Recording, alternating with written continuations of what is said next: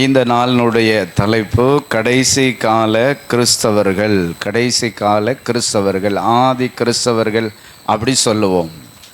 ஆனால் நீங்கள் நான் வாழுகிற இந்த காலம், இது எந்த காலம் அப்படின்னா கடைசி காலம், கடைசி நேரம். அதனால் உங்களுக்கு பேர் என்ன அப்படின்னா கடைசி கால கிறிஸ்தவர்கள். இந்த கால கிறிஸ்தவர்களை அந்த கால கிறிஸ்தவர்களோடு ஒப்பிட முடியாது, ஒப்பிட கூடாது. அந்த காலம் வேற, இந்த காலம் வேற. அந்த காலத்துக்கு ஈடா இந்த காலத்தை என்ன செய்ய முடியாது அப்படின்னா இணைக்க முடியாது, அது செயல்பாடுக்கு ஒத்து வர முடியாது. என்ன நடந்தாலும் ஏது நடந்தாலும் நீங்கள் ஒரு நாள் ஒருபோதும் இயேசுவை விட்டுவிடக் கூடாது என்பதுதான் இந்த நாளினுடைய பிரசங்கம். ஆமென், அல்லேலூயா. இங்கே இருக்கிற உங்கள் வாழ்க்கையில், உங்கள் குடும்பத்தில் எது வேணாலும் திடீர்னு என்ன செய்யலாம், நடக்கலாம். நடக்கிற போது நீங்கள் என்ன செய்ய வேண்டும், எப்படி நடந்து கொள்ள வேண்டும் என்று தான் ஆவியானவர் இன்றைக்கு உங்களுக்கு கற்றுத்தருவாராக.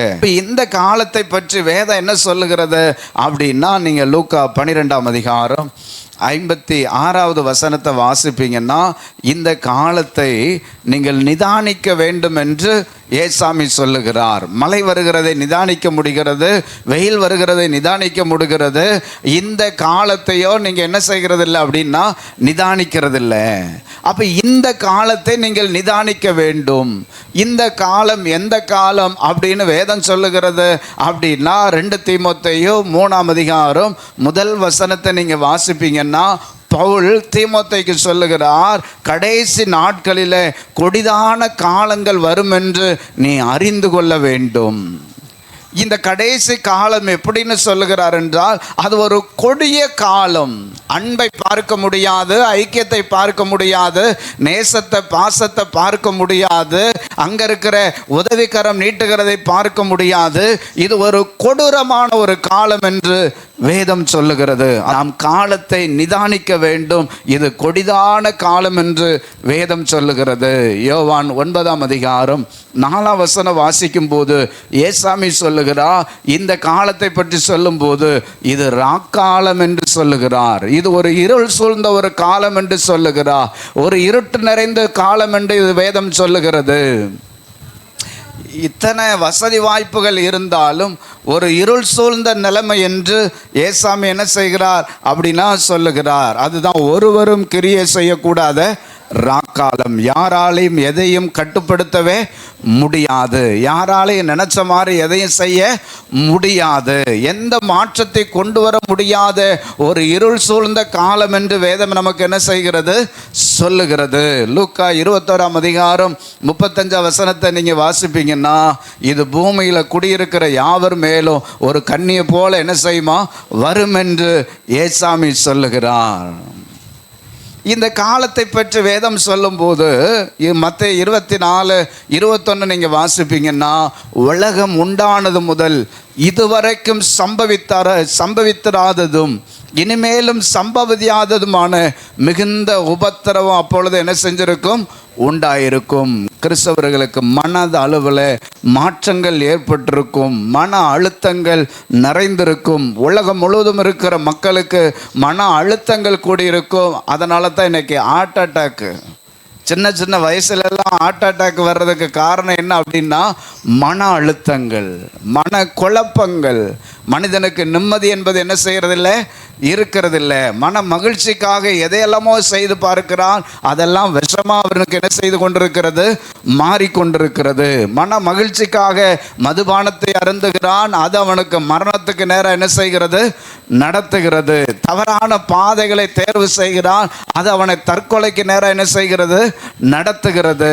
அவனுடைய முடிவுகள், அவனுடைய தீர்மானங்கள் சரியானதா என்ன செய்கிறதில்ல, இருக்கிறதில்ல. இதுவரைக்கும் சம்பவியாத காரியங்கள் சம்பவிக்கிற நாட்கள் இந்த நாட்கள் என்று வேதம் நமக்கு சொல்லுகிறது. லூக்கா 18ஆம் அதிகாரம் 8ஆம் வசனத்தை வாசிக்கும் போது, இப்படிப்பட்ட காலத்தில் ஏசாமி சொல்லுகிறார், மனுஷகுமாரன் வரும்போது பூமியில விசுவாசத்தை காண்பாரோ. மக்களுக்கு விசுவாசம் என்பது என்ன செய்யாது? இல்லாமல் போய்விடும். நம்பிக்கை என்பது இல்லாமல் போய்விடும். ஒரு முரட்டாட்டமான ஜனங்களாய் மாறிவிடுவார்கள் என்று வேதம் சொல்லுகிறது. விசுவாசத்தை காண்பாரோ. ஒரு காலத்தில் நல்ல ஜெபம் பண்ணினவர்கள் இன்னைக்கு ஜெபத்தில் குறைந்திருக்கிறார்கள். நல்ல தேவனுக்காய் பிரகாசித்தவர்கள் இன்னைக்கு பிரகாசம் மங்கி போயிருக்கிறது.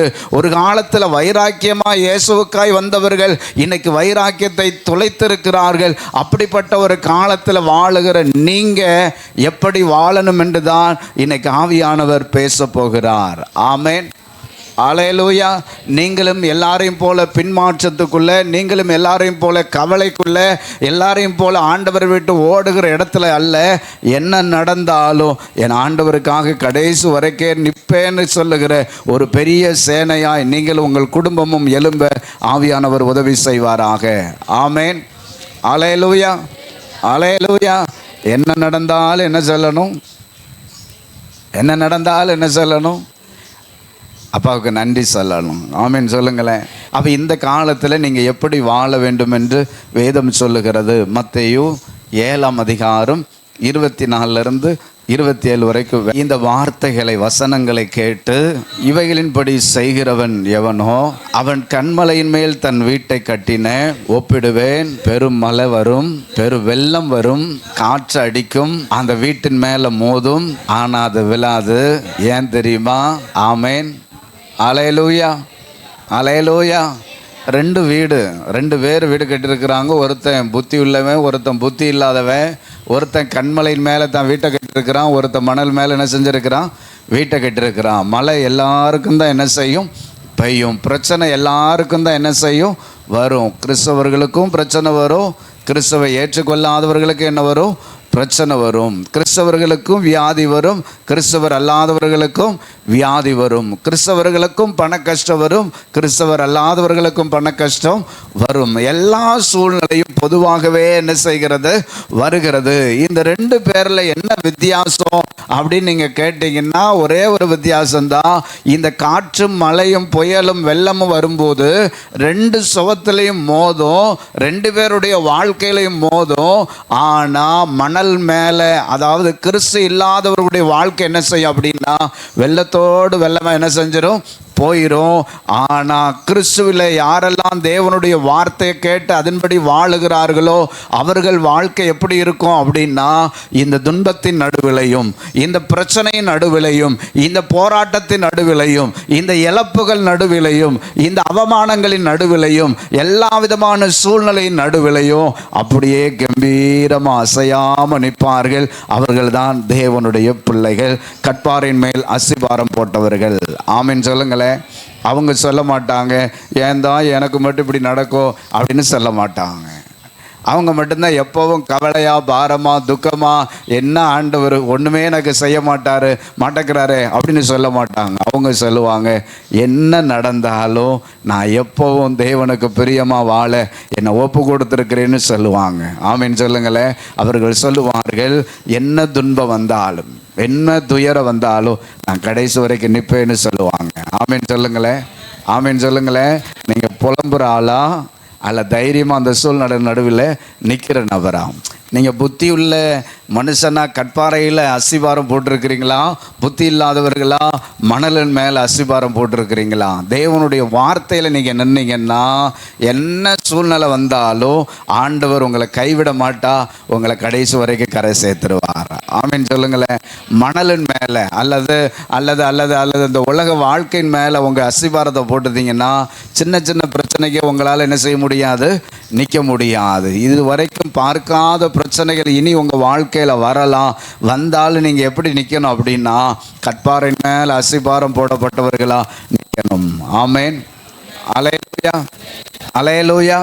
என்ன வந்தாலும் பார்த்துக்கலாம், கவலைப்படாதீங்கன்னு சொல்லணும். யாராவது கவலையோடு உங்களை ஏன் தான் உனக்கு இப்படி நடந்துச்சோ அப்படின்னு சொல்ல வந்தாங்கன்னா நீங்கள் அவங்களுக்கு சொல்லணும், இது இல்லை, இதை விட என்ன வந்தாலும் பரவாயில்ல, ஆண்டவர் இதெல்லாம் பார்த்துக்குவார், நான் அதெல்லாம் கடந்து செல்வேன்னு நீங்கள் சொல்லணும். ஆமென் சொல்லுங்களேன். யோவான் 16ஆம் அதிகாரம் 33வது வசனம். உலகத்தில் உங்களுக்கு உபத்திரவம் உண்டு, ஆனாலும் நீங்கள் என்ன செய்யுங்கள்? தடன் கொள்ளுங்கள். தடன் கொள்ளுங்களேன். எப்படி? தைரியமாக இருங்க. நம்பிக்கையோடு இருங்க. இந்த உலகத்தில் உங்களுக்கு உபத்திரம் உண்டு, ஆனால் நீங்கள் திடமனதாக இருங்க, தைரியமாக இருங்க. நான் உலகத்தை என்ன செஞ்சுருக்கிறேன்? ஜெயித்திருக்கிறேன். அப்படின்னா என்ன அர்த்தம்? உங்களாலையும் ஜெயிக்க முடியும். உங்களால் இந்த சூழ்நிலையை கடந்து செல்ல முடியும். உங்கள் குடும்பத்தில் நடக்கிற பிரச்சனைகள், உங்கள் தொழிலில், வியாபாரத்தில், வேலையில் நடக்கிற பிரச்சனைகள், உங்கள் உறவுகள் மத்தியில் நடக்கிற பிரச்சனைகள், உங்கள் தனிப்பட்ட வாழ்க்கையில் நடக்கிற பிரச்சனைகள் எதுவாக இருந்தாலும் அதற்கு ஒரு தீர்வை நான் வைத்திருக்கிறேன்.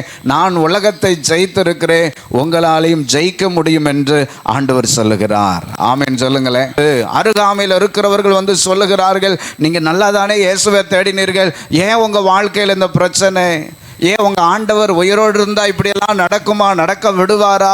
ஏன் உங்கள் குடும்பத்தில் இப்படிப்பட்ட சம்பவங்கள்லாம் நடக்கிறது என்று சொல்லும்போது உங்களுக்குள்ள சத்துரு ஒரு கேள்விக்குறியை உண்டாக்குறான். ஆமாம் இல்லை, என் வாழ்க்கையில் ஏன் இப்படி நடக்குது?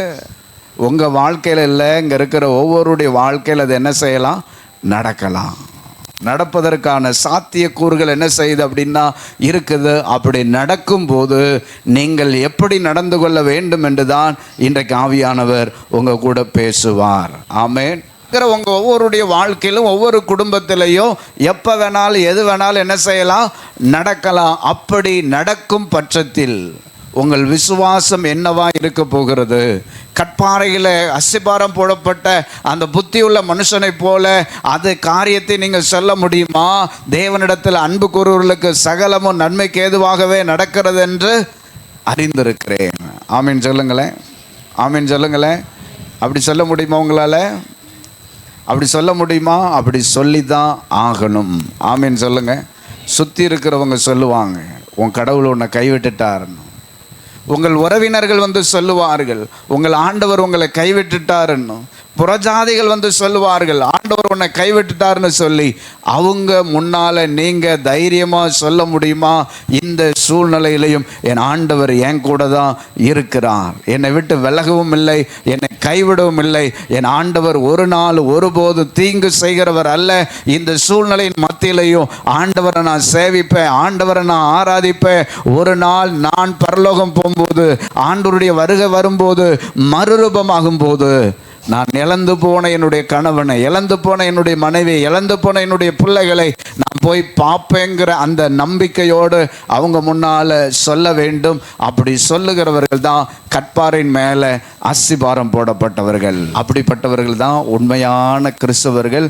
அவர்கள் தான் இந்த கடைசி காலத்துக்கு தேவை. அவர்களை நம்பி தான் ஆண்டவும் பரலோகமும் இருக்கிறது. ஆமீன் சொல்லுங்களேன். ஆமீன் சொல்லுங்களேன். நடக்கட்டும், என்ன வேணாலும் நடக்கட்டும். இப்போவே மனசை என்ன செஞ்சுக்கணும் அப்படின்னா தைரியப்படுத்திக்கணும். இப்போவே மனசை என்ன செஞ்சுக்கணும்னா தடப்படுத்திக்கணும். ஏன்னா நீங்கள் வாழுகிற காலம் எப்படிப்பட்ட காலம்? கடைசி காலம். இது கொடிதான காலம். நீங்கள் விரும்புகிற மாதிரி சில காரியம் நடக்காது. நீங்கள் விரும்பாத பல காரியங்கள் உங்கள் வாழ்க்கையில் நடக்கலாம். ஆனால் அதை நீங்கள் ஏற்றுக்கொள்ள வேண்டும், அதை புரிந்து கொள்ள வேண்டும். அந்த சூழ்நிலையை விட்டு நீங்கள் கடந்து செல்ல வேண்டும். அந்த கிருபையை ஆண்டவர் இந்த நாளில் உங்களுக்கு தருவாராக. ஆமீன் சொல்லுங்க. உதாரணமாக நீங்கள் யோபு 1:21-22 வசனங்களை நீங்கள் வாசிக்கும் போது, யோபு பக்தன் வாழ்க்கையில் இது போன்று நடந்தபோது யோபு எப்படி நடந்து கொண்டாரோ அதுபோல் நீங்கள் நடக்க ஆவியானவர் உங்களுக்கு உதவி செய்வாராக. நிர்வாணியாய் என் தாயின் கற்பத்திலிருந்து வந்தேன், நிர்வாணியாய் அவ்விடத்துக்கு பரலோகத்துக்கு நான் திரும்புவேன். கர்த்தர் கொடுத்தார், கர்த்தர் எடுத்தார், கர்த்தருடைய நாமத்துக்கு ஸ்தோத்திரம் உண்டாவதாக. இந்த எல்லா சூழ்நிலையிலையும் யோபு பாவம் செய்யவும் இல்லை, பாவமும் செய்யலை, கடவுளை என்ன செய்யலையா? அதான் இன்றைக்கி உங்கள் மனநலம் மாறட்டும். கடவுளை ஒரு நாளும் குறை சொல்கிற அனுபவம் உங்கள் வாழ்க்கையில் இருக்கக்கூடாது. ஆமீன் சொல்லுங்களேன்.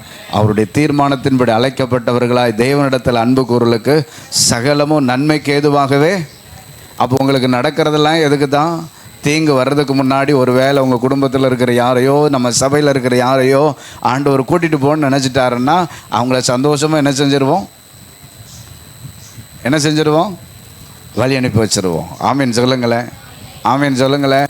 அடுத்த வருஷம் இங்கே யாரெல்லாம் இருப்போமோ இல்லையோ நமக்கு என்ன செய்யாது? அடுத்த மாதம் இங்கே யாரெல்லாமோ இருப்போமோ இல்லையோ என்ன செய்யாது? ஒருவேளை நல்ல தீர்க்காயசை தந்தாருன்னா நெடுநாளாக நம்ம வாழ்ந்திருந்து யோபு மாதிரி என்ன செய்வோம்? ஆசீர்வாதம். அதுக்கும் கர்த்தருக்கு என்ன செய்யணும்? ஸ்தோத்திரம் சொல்லணும். யோபு என்ன சொல்கிறார்? இந்த சூழ்நிலையில் கர்த்தர் கொடுத்தார், கர்த்தர் எடுத்தார், கர்த்தருடைய நாமத்துக்கு. உங்கள் கையிலிருந்து எது போனாலும் உங்கள் வாயிலிருந்து வர்ற வார்த்தை எதுவாக இருக்கணும்? கர்த்தர் கொடுத்தார், கர்த்தர் எடுத்தார், கர்த்தருடைய நாமத்துக்கு ஸ்தோத்திரம். ஆமீன் சொல்லுங்களேன். உங்கள் வீடாக இருக்கலாம், நகையாக இருக்கலாம், இடமா இருக்கலாம், பணமாக இருக்கலாம், பொருளாக இருக்கலாம், உங்கள் குடும்பத்தில் இருக்கிற யாரோ ஒருத்தர் இருக்கலாம். கர்த்தர் ஒரு வேலை எடுத்துக்கொண்டாருன்னா என்ன சொல்லணும் அப்படின்னா, கர்த்தர் கொடுத்தாரு, கர்த்தர் எடுத்தாரு. யோபு எப்படிப்பட்ட நிலைமையில் சொல்கிறார் இந்த வார்த்தையை? ஒரே நாளில் 10 பிள்ளைகளுடைய சவப்பெட்டி என்ன செய்து வச்சிருக்கிறது. ஒரு மரணத்துக்கே நம்மளால் என்ன செய்ய முடியலை, தாங்க முடியலை. ஒரே நேரத்தில் யோபு பாவியா அப்படின்னா கிடையாது. அவன் உத்தமன், அவன் நீதிமானன், அவன் சன்மார்க்கன், தேவனுக்கு பயப்படுகிறவன், அனுதினமும் தேவனை சேவிக்கிறவன். ஆனால் அவன் வாழ்க்கையில் வீசின அந்த புயல், அவன் வாழ்க்கையில் வீசின பெருங்காற்று, அவன் வாழ்க்கையில் வந்த மிகப்பெரிய ஒரு துயரம் என்ன? 10 பிள்ளைகளுடைய மரண செய்தியை ஒரே நேரத்தில் என்ன செய்கிறான்? கேள்விப்படுகிறான். ஒரு மரண செய்தியை கேள்விப்பட்டாலே வருஷ கணக்காக எழும்ப முடியாது விழுந்து கிடக்கிற இந்த உலகத்தில் 10 பிள்ளைகளுடைய மரண செய்தி, 10 பிள்ளைகளுடைய பாடியும் கொண்டாந்து ஒன்று போல அடுக்கி வச்சிருக்கிறார்கள். 10 பிள்ளைகளையும் பார்க்கிறான், பரிதவிக்கிறான், வேதனைப்படுகிறான், அழுகிறான், புலம்புகிறான். ஆனால் என்ன சொல்லி புலம்புகிறான் என்றால், கர்த்தர் கொடுத்தார், கர்த்தர் எடுத்தார், கர்த்தருடைய நாமத்துக்கு ஸ்தோத்திரம். நீங்கள் சொல்லுவீங்களா அப்படி? நீங்கள் சொல்ல முடியுமா? உண்மையான கிறிஸ்தவங்க அப்படின்னா இப்படி தான் சொல்லணும். ஆமீன் சொல்லுங்களேன், ஆமீன் சொல்லுங்களேன்.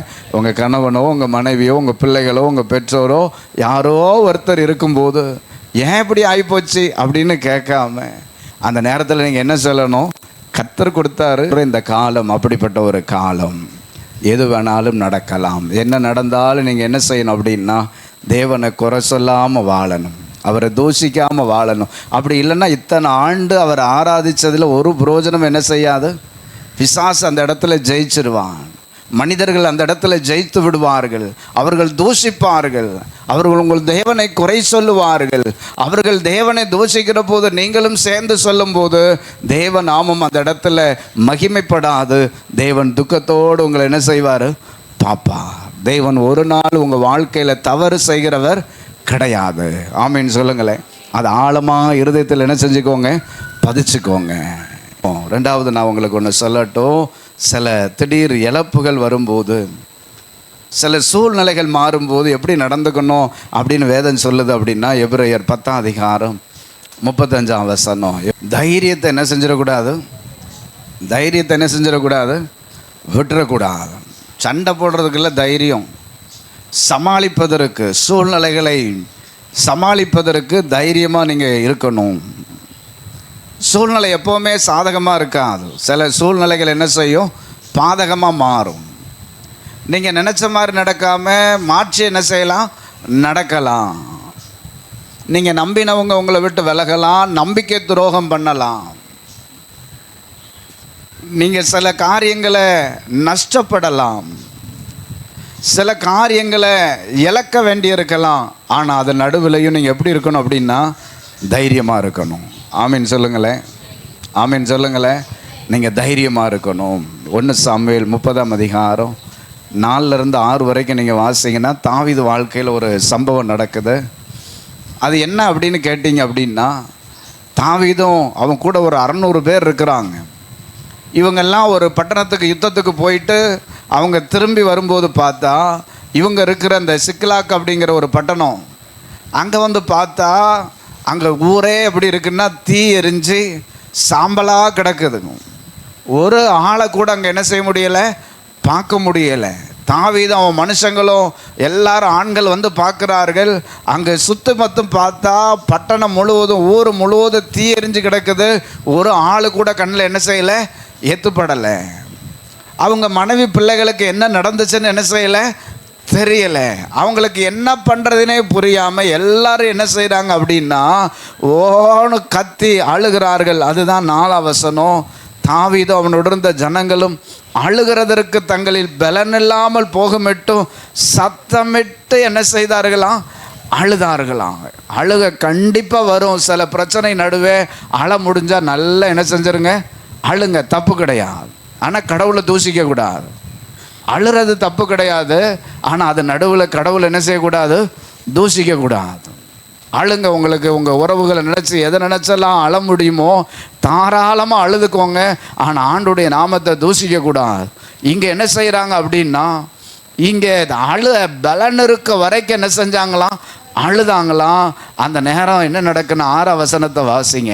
சில நேரங்களில் நீங்க மிகவும் நெருக்கப்படலாம். சகல மக்களும் குமாரத்திகள் நிமித்தம் மன கிளேசமானதினால் தாவீதை கல்லெறிஞ்சு கொல்ல நினைக்கிறார்கள். சில நேரங்களில் உங்கள் உறவுகள் உங்களை கொல்ல நினைக்கலாம். உங்கள் நெருங்கிய நண்பர்கள் உங்களை கொல்ல துடிக்கலாம். அந்த அளவுக்கு பிரச்சனை முத்தி இருக்கலாம். ஆனால் அந்த சமயங்கள் வரும்போது நீங்கள் எப்படி நடந்துக்க வேண்டும் என்று தான் அதுக்கு கீழே உள்ள வசனம் சொல்லுகிறது. தாவீது தன் தேவனாகிய கர்த்தருக்குள் தன்னை தடப்படுத்தி கொண்டான். உறவுகள் ஒன்று சேர்ந்திருப்பார்கள். உறவுகள் ஒருவருக்கு ஒருவர் கூட்டு சேர்ந்திருப்பார்கள். அவர்களுக்குள்ளால ஃபோன் தொடர்பு இருக்கோ, வாட்ஸ்அப் தொடர்பு இருக்கோ, உங்களை தனித்து விட்டிருப்பார்கள். உங்களை தனிமைப்படுத்துவார்கள். உங்களுக்கு எதிராக பேசுவார்கள். உங்களுக்கு எதிராக செயல்படுவார்கள். உங்களை மாத்திரம் ஓரம் கட்டுவார்கள். அப்படிப்பட்ட நிலைமைகள் வரும்போது நீங்கள் எப்படி நடந்துக்கணும் அப்படின்னா, அங்கே வேதம் சொல்லுகிறது, தாவீது வாழ்க்கையில் பார்க்கிறோம், தாவீது தன் தேவனாகிய கர்த்தருக்குள் தன்னை தடப்படுத்தி கொண்டான். ஆமீன் சொல்லுவோம்.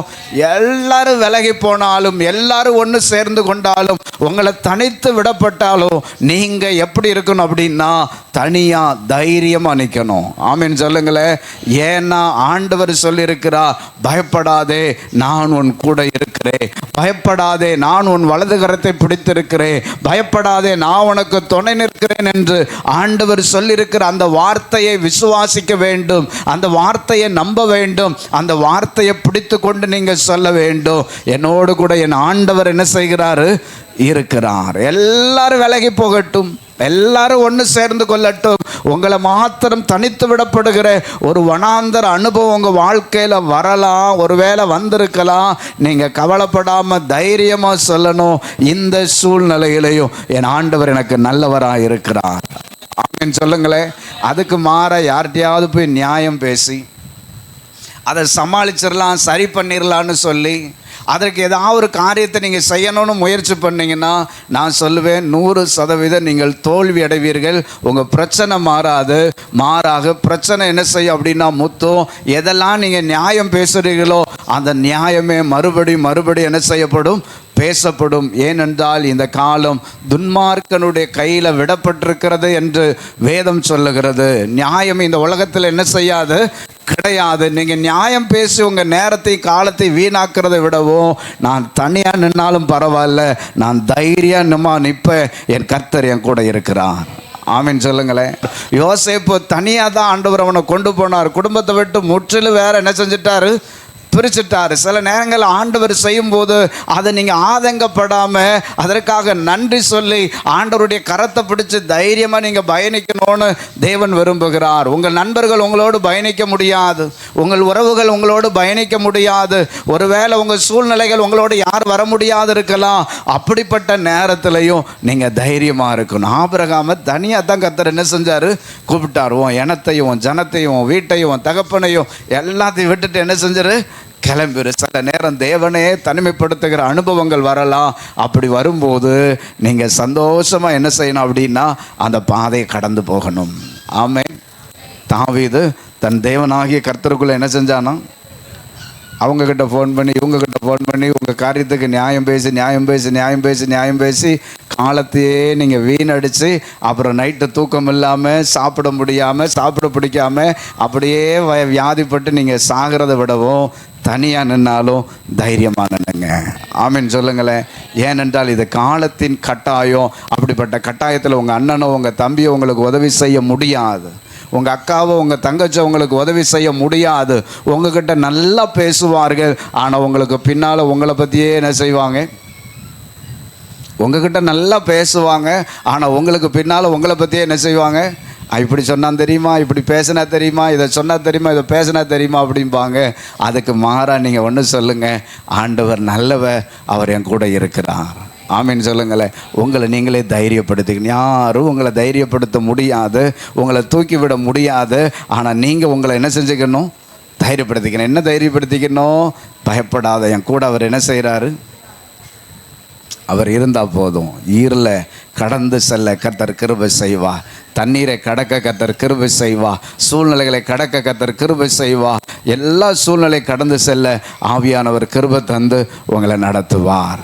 ஆமீன் சொல்லுவோம், ஆமீன் சொல்லுவோம். அப்போ நீங்கள் இந்த காலத்தில் எப்படி வாழணும் அப்படின்னா, கற்பாறையில் அசிபாரம் போடப்பட்டவர்களா, உம்மை உறுதியாய் பற்றி கொண்ட மனதை உடையவன், உம்மையே நம்பி இருக்கிறபடினா நீர் பூரண சமாதானத்துடன் காத்து கொள்ளுவீர். உறுதியாக இருங்க, தைரியமாக இருங்க, நம்பிக்கையாக இருங்க, விசுவாசமாக இருங்க. என்ன வேணாலும் உங்கள் வாழ்க்கையில் என்ன செய்யலாம்? என்ன வேணாலும் உங்கள் வாழ்க்கையில் என்ன செய்யலாம்? நடக்கலாம். நான் சொல்கிறது சத்தியம், நான் சொல்கிறது நிஜம், நான் சொல்கிறது உண்மை. இது வாழ்க்கை நடைமுறை. இது மாயாஜலம் என்ன செய்யாது?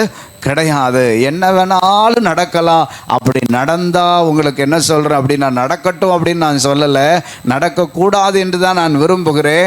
ஆனால் அப்படிப்பட்ட சம்பவங்கள் நடந்துட்டுன்னா, அப்படிப்பட்ட சூழ்நிலைகள் உங்கள் வாழ்க்கையில் வந்துட்டுன்னா, கடவுளை தூஷிக்காமல், கர்த்தரை தூஷிக்காமல், உங்களை ரட்சித்த ஆண்டவரை மறுதலிக்காமல், நம்பிக்கையாக விசுவாசமாக அந்த சூழ்நிலை நீங்கள் கடந்து போங்க என்று உங்களுக்கு கர்த்தருடைய ஊழியக்காரனா ஆலோசனை சொல்லுகிறேன். உங்களுக்கான கர்த்தருடைய சமூகத்தில் நிற்கிற நான் உங்களை தைரியப்படுத்துகிறேன். என்ன நடந்தாலும் பரவாயில்ல, ஏசப்பா கூட வச்சுக்கோங்க.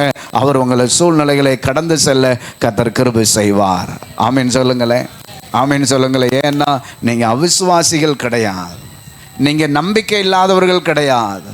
நீங்கள் ரட்சிக்கப்பட்டவர்கள், நீங்கள் அழைக்கப்பட்டவர்கள், நீங்கள் அபிஷேகம் பண்ணப்பட்டவர்கள், தேவனால் தெரிந்து கொள்ளப்பட்டவர்கள். ஆதலால் நீங்கள் எப்படி இருக்கணும் அப்படின்னா, யோபு மாதிரி விசுவாசமாக, தாவீது மாதிரி தைரியமாக இருக்கணும். ஆண்டவர் அந்த கிருபை எனக்கு தருவாராக. ஆமீன் சொல்லுங்களேன், ஆமீன் சொல்லுங்களேன். யாராலையும் நீங்கள் தனிமைப்படுத்தப்படலாம், ஆனால் தனிமைப்படுத்தப்பட்டாலும் ஒரு தைரியமாக நின்னுங்க. யார் இல்லாட்டாலும் பரவாயில்ல, ஏசப்பா என் கூட என்ன செய்கிறாரு? என் கூட என்ன செய்கிறாரு? யார் இருந்தும் யாருக்கும் ஒரு பிரயோஜனம் என்ன செய்யாது. அப்பா மட்டும்தான் நம்ம கூட இருக்கணும். இல்லை, ஆமீன்.